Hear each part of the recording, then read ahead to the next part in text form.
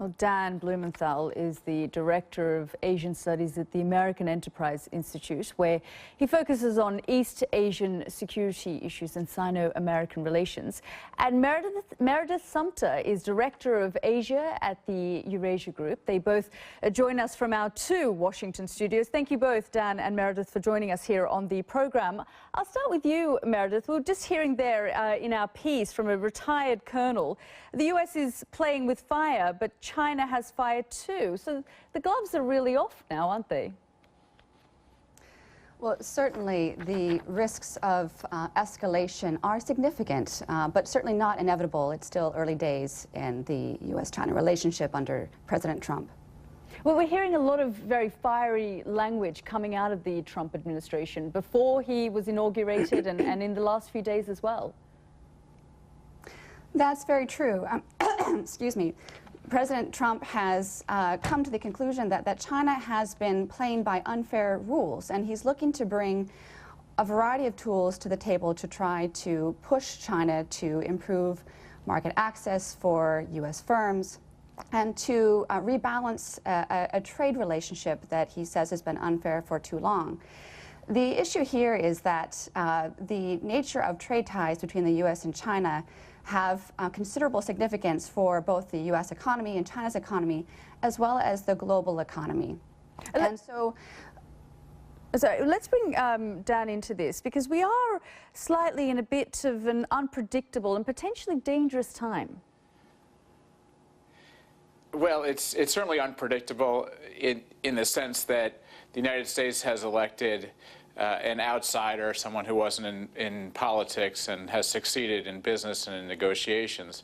I don't know that it's dangerous. We're beginning to see President Trump and his team think through the policies that would actually address the issues that so many Americans in both parties feel need to be addressed with respect to Chinese economic malfeasance, subsidies, intellectual property theft, cyber issues. You don't think it's potentially dangerous that Sean Spicer would make the position quite clear and say they'd use force to defend their interests, and then we have a very defiant China hitting back? Well, China's been very clear that it'll use force and has been using force to press its interests. I don't think there's anything new about that. I think that both President Obama and the new team of President Trump are saying exactly what needs to be said, which is that we have interest in the South China Sea, and we also will defend them, just like China has been doing. The first year, Meredith, is incredibly important, though, isn't it, for setting the tone of the relationship and also the relationship between the two leaders? Absolutely, and we're going from what has been a fairly constructive relationship over the past several U.S. administrations to one that is much more combative. And so that is something that is certainly going to be a rough path for U.S.-China relations, if not the first year, then the first 2 years. Now, China has seen this before, both with the Reagan administration and the Clinton administration.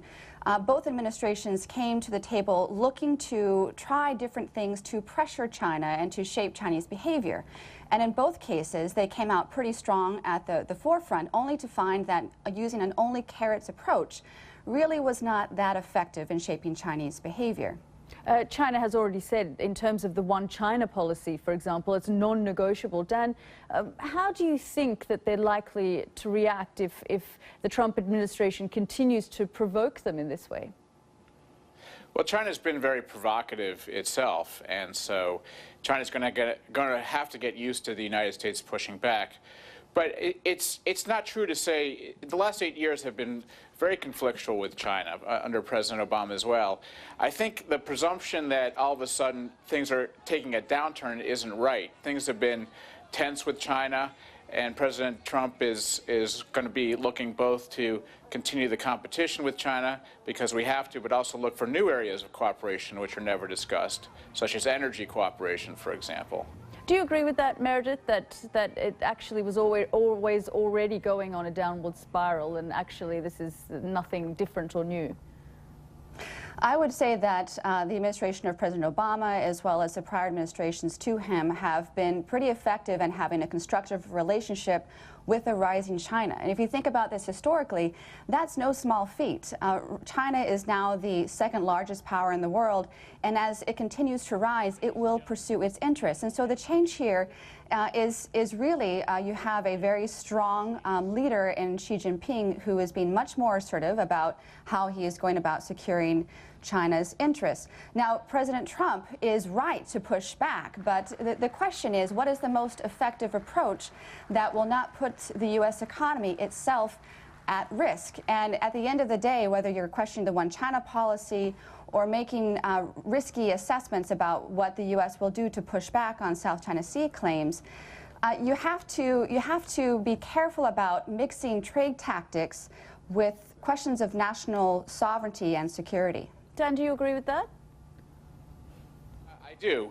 President Obama, of course, was pushing back very hard in the South China Sea, very strong military exercises and freedom of navigation exercises that China didn't like, new arrangements and agreements around China's periphery that they didn't like. So I don't think we can sit here and say that relations were good with China. But we always have to find a balance between areas of cooperation and areas of competition, and President Trump will have to do so as well. On the issue of the one China policy, I mean, the only loser in that can only be Taiwan. Well, I disagree with that very much. I think that, again, we have to go back and look at the moment President Tsai was elected, the leader of Taiwan. President Xi began to pressure and coerce her and try to undermine her presidency. This didn't start with our election. This started with her election. And Taiwan is not in a good situation. It's being coerced. It's being isolated. And under the rubric of the one China policy, there is so much more that we are able to do to help Taiwan not be isolated and coerced. So do you think that President Trump wants to help and assist Taiwan? Yes, I do. I really do. I think that they'll be looking at things because already from this sort of combative approach and language, you know, certain countries have pushed back. Nigeria, for example, has asked to close its representative office in its capital, so it's backfired on Taiwan. Well, a lot of this, as I said, began when President Tsai was elected the president of Taiwan. China was on a plan to coerce, isolate her. They don't like her party, and so a lot of this was underway beforehand. So China was going to push Taiwan around no matter what. The question is, for any U.S. president, is what are we going to do in response in accord with our obligations under the Taiwan Relations Act and the Six Assurances? And there's a lot we can do to help Taiwan under the rubric of the one China policy. Dan, Meredith, still lots to talk about. We're going to have to leave it there. Thank you both for joining us on the program.